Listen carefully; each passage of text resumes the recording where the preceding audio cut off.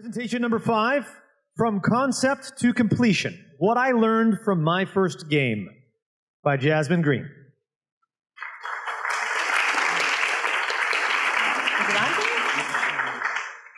All right, so as I said, I'm Jasmine Green. I'm the lead designer for Once Upon a Runner. Just give you a little background. Once Upon a Runner is a 2D runner game. There's 6 different fairy tale levels, and you just go through it and you beat the bosses. So we're pretty excited about it.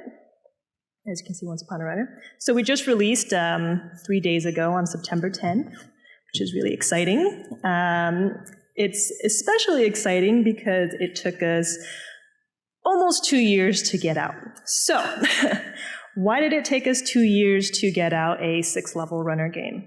Well, anything that you could imagine that went wrong did go wrong.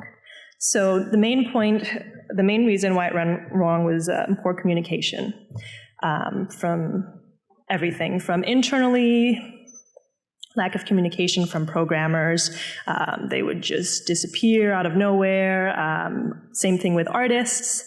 And then also, miscommunication with other people in our team, not asking for prices with our animators and then learning later on that it would cost several $1,000s. So I would call communication the most important pillar of a good development and a good game. And if you don't have it, I would consider it the silent killer of projects. So if you don't want to, work on a simple game for almost 2 years, I would consider following some good communication.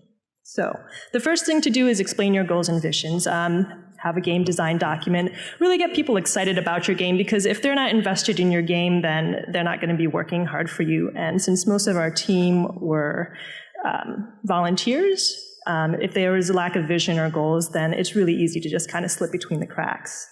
The second one is for constructive feedback. You need to be able to give and receive constructive feedback. So if you have an artist or a programmer or something and something's not quite working right, you just need to be able to tell them, this isn't working for me, could you make these changes? And then also to be able to get good feedback. So don't get too defensive. If people are playing your game and they find a bug or they think that something isn't working right, really take it to heart, because if you're hearing it a lot, then maybe there's a bit of truth in that.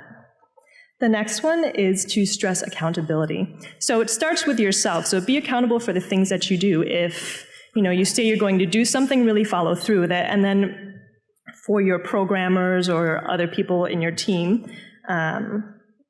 set due dates. And then also set, work schedule and things like that. If you don't set work schedule or due dates, it's really easy not to do the work. And then the next one is to get social.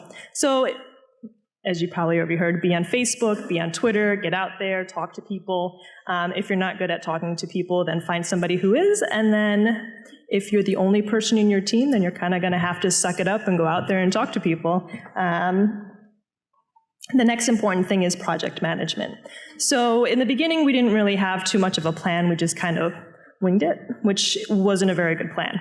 So after that, we discovered Trello. I don't know how many of you guys have used Trello, but it's really awesome. Yeah, I'm glad you guys are familiar with it. But it's really simple to use. You can see exactly what you need to do. You can assign it to people. And then I think it's really great visually, because you can see your to-do tasks move over to the finished task. I think that's a really great visual thing for your morale.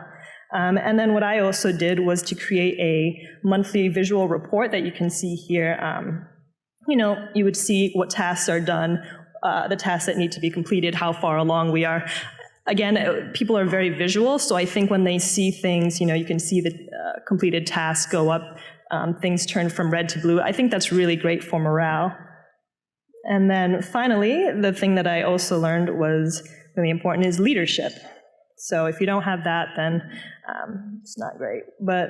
So the first thing you need is decisiveness. So this isn't like my way or the highway, but you do need to be firm about your decisions. If you do make changes, you need to explain it to people, and you need to let them know, why you made the decisions. This includes internally as well as externally.